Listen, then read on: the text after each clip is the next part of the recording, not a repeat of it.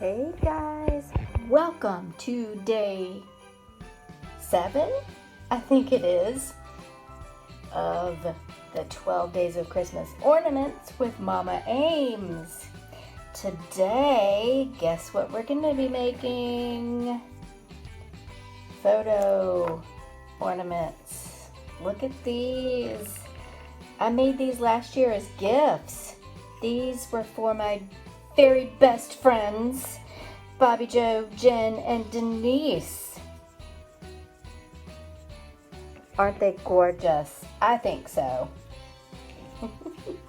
So in this tutorial, I'm going to show you how to make these. They're so easy, guys. So easy.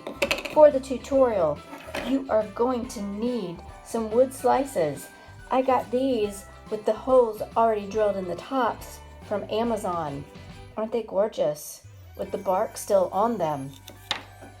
Then you will need some jute twine from the Dollar Tree.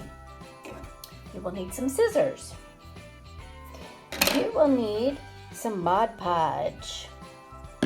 You will need a brush to paint that Mod Podge on. You will need some ribbon embellishments of your choice. And you will need your glue gun.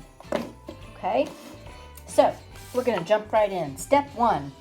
When you get your pictures printed out, you're going to want to take your pictures and just kind of lay them out on your wood slices and figure out which picture fits the best on top of each of your wood slices. And that's how you're going to pick which slice you're going to put your picture on.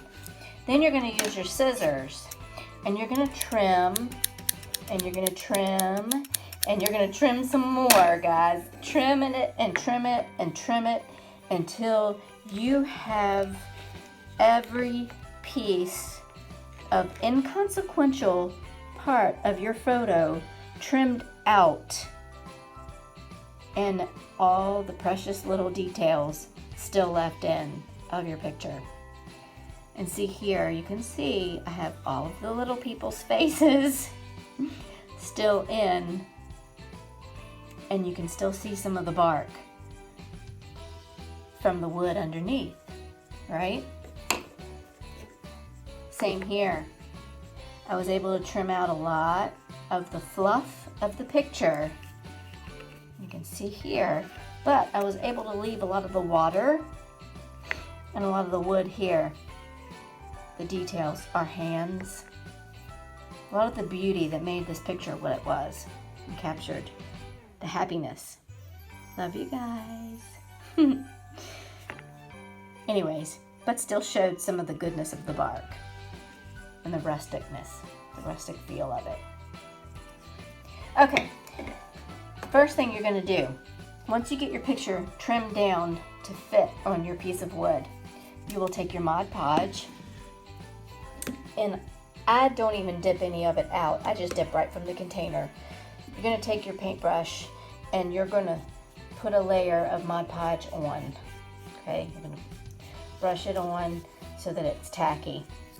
You're going to take your picture and you're going to lay it down on top of that. Okay. Then, I didn't really let it dry for very long. Maybe 5-10 minutes. I made sure that it was placed exactly where I wanted it with the amount of bark that I wanted showing. And the good thing about Mod Podge, it doesn't dry immediately. So if your picture isn't quite the way you like it, you can kind of pick up a little bit of the edge and trim it off just a tad so that it can show more of the wood. It's totally up to you as to how much detail you want to show on the wood. So once I had everything placed and trimmed exactly the way I wanted it, I let it dry completely. Once they were dried completely, I came back with the Mod Podge and I put another layer completely on top. So that's what I did on top of these. And you really can't tell. I mean, if you looked, I really can't tell. Well, they're right there. You can see the brush strokes. But you really have to look closely. Don't be too generous with the Mod Podge, but generous enough to really get a good coat on there. And I didn't do anything special when I printed these pictures. I printed them on photo paper on my printer at home. Okay, so nothing truly special, in printing wise with these pictures. All right, so, and then you're gonna leave that to dry. You want it to dry completely. Leave them overnight and let them dry 100% before you even go back to mess with them again, all right?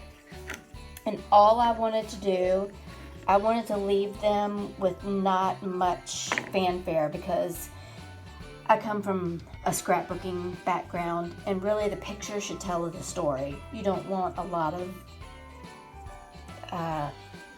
static in the way of telling your story. I wanted it to be very simple. So I took the ribbon and made a bow and cut the little dovetails, and I used my hot glue gun and glued that on. And then you can cut a bit of twine and glue that onto the back to make your hanger. And it really is as simple as that, guys. It really is.